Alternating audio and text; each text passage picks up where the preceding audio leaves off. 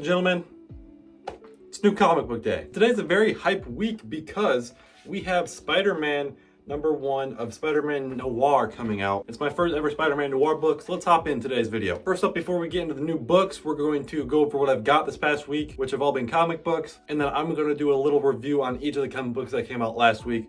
Let's hop in.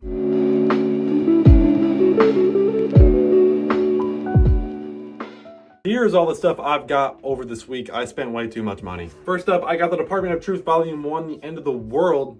I got this actually today. It's only a $10 and it's my first trade of this ever. Apparently it's about conspiracy theories and if they were actually real. That sounds amazing. Why would I not want to read that? So this is going to be amazing. Then I picked up the Batman by Grant Morrison Volume 1 Omnibus. I've heard many great things about this and that Damian Wayne is in it a little bit and I want to read a lot more Damian Wayne. So I heard also Volume 2 is just as good. So if I really like this, I'm immediately picking up the second one.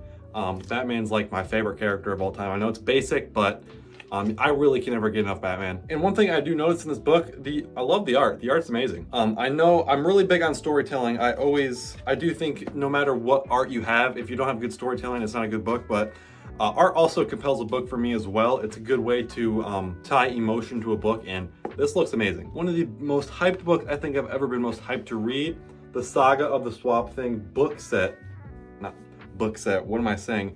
Box set, and look how beautiful this is. This contains trades 1 through 6 of Alan Moore's Swamp Thing. Now the reason I bought this, funny story, I was at a horror con with my dad and we talked to Derek Mears, the guy that plays Jason in the Friday the 13th reboot in 2008 or 2009, I think. He also played Swamp Thing in the TV series, which I absolutely loved. He was honestly probably one of the nicest dudes I think I've ever met that was a celebrity. And he said that this was a huge inspiration for the show, and I loved the show. So I guarantee you I'm gonna love this. As well as Alan Moore is one of the best writers of all time.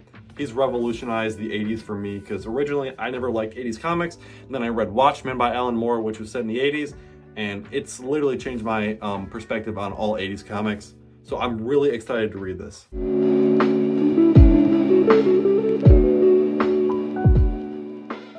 if you guys watched my last comic book day video last week, I had a bunch of new comic books last week, 16 in fact. It was my biggest new comic book day ever. So all these episodes are going to basically just be summarizing and rating these comic books that came out last week.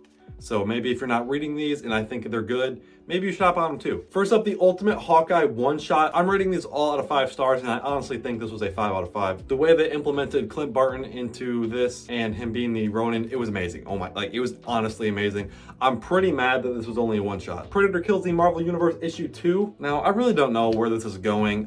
With all the Predator kills or the certain character versus Predator Marvel books that they've been making, I just don't know what their direction they're really going towards. And this is a huge book. This is the entire Marvel universe. So I really don't know what's in store for this, but it's all right. The Flash issue 25, I've got this cool reverse Flash variant. I really didn't like Simon Spurrier's run. This is the end of Simon Spurrier's run. So Flash 26 is gonna be a new writer. I think it's Mark Waid. I think Mark Waid's coming back to Flash. But I really didn't like Simon Spurrier's run, but this was a great conclusion. Even if you didn't like Simon Spurrier's run on The Flash, I think you should pick this up just for how nice it feels as the conclusion. Ultimate Spider-Man issue 21. Now, a great book, honestly. I don't think Robert Kirkman can tell a bad story, but the problem I am having, I need to have Spider-Man in a Spider-Man book. It's getting a little bit out of hand for me. There's only 4 issues left and I've barely seen Ultimate Spider-Man. Where is he? It's a Spider-Man book. I know setting up characters is just as important as being Spider-Man in a story, but it's not a Spider-Man book if there's no Spider-Man in it. Now that was done with. Detective Comics 1101. Great start to a new little run here. Still written by Tom Taylor, and I love just Detective Comics in general. It's always been my favorite type of comic, detective stories, like the whodunit or what is going on. That's my favorite type of stories, and this is exactly what this is. I love it. Void Rivals 23, oh my god, we're at a climax here in the story, but yet it's still reaching, it's still storytelling for a bigger climax. I don't know how Robert Kirkman keeps getting away with this such of great world building, but this has been amazing. Absolute Wonder Woman issue 12. So if you follow me on TikTok and you've seen my video about Absolute Wonder Woman issue 12, this is actually one of the best comic books I think I've ever read. This issue in particular it is just like it's revolutionizing how we look at Absolute Wonder Woman, and I can see in the next few years Absolute Wonder Woman being by far way more popular than regular Wonder Woman by a mile. This was amazing. I don't want to spoil anything here because that's how much I want you guys to read it. Spider-Gwen Ghost Spider issue 2, kind of boring, I'll be honest. Pretty boring. I just wanted to pick up more Spider-Gwen, so I picked this series up. I started picking it up. I don't know if I'm gonna hold on to it, man. Spider-Man and Wolverine issue 5. This is like the conclusion of the first arc now, which is weird because I felt like this should have been the ending of Spider-Man and Wolverine. I thought this should have been a little 5-issue miniseries where it's got a start and a finish, but it's not the direction they're going in, and I really don't like it. I really didn't like the ending of this book, and I really don't like how they're continuing this. I thought if they ended this in a different way and they actually ended it, I thought this would have been a really strong Spider-Man and Wolverine book, but it's kind of bringing it down. The Immortal Thor issue 2. I like this. I don't love it. The Immortal Thor is kind of just a big dummy, and I don't know how much I'm buying into it. It's still a great book, honestly. I kind of want to see where this goes, so I'm going to keep picking this up. Superman Unlimited issue 5. I love this book. I absolutely love this book. I did not like issue 4 of Superman Unlimited, but I loved 1 through 3, and I absolutely love where this is going. You guys have to hop on this. Superman issue 30. Check out this awesome variant. This was alright. Pretty good setup into the Omega Act special that came out this week. So it was kind of just a big old setup book, but still pretty good. Immortal Legend Batman. I love the idea of this book. I don't like how they're executing this book. I just really don't see a clear villain yet. Is Immortal Legend Batman the villain?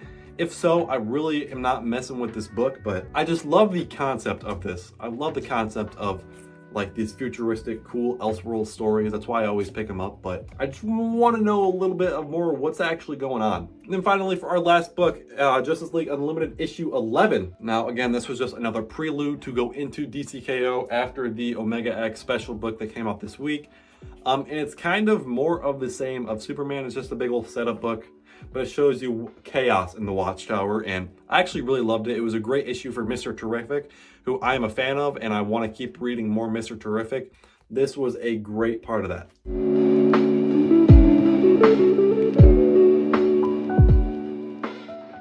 Alrighty, now that we reviewed last week's comic books, let's finally hop in to this week's comic books. We've got 10 books here.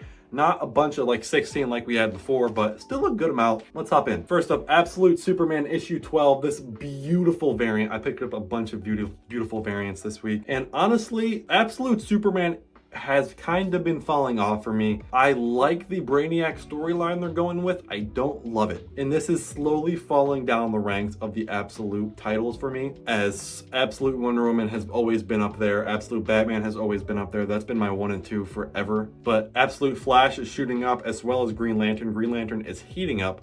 I actually didn't really like Absolute Martian Manhunter, but the ending, I absolutely loved it, so it kind of redeemed itself for me. So this could honestly be my least favorite Absolute title as of right now.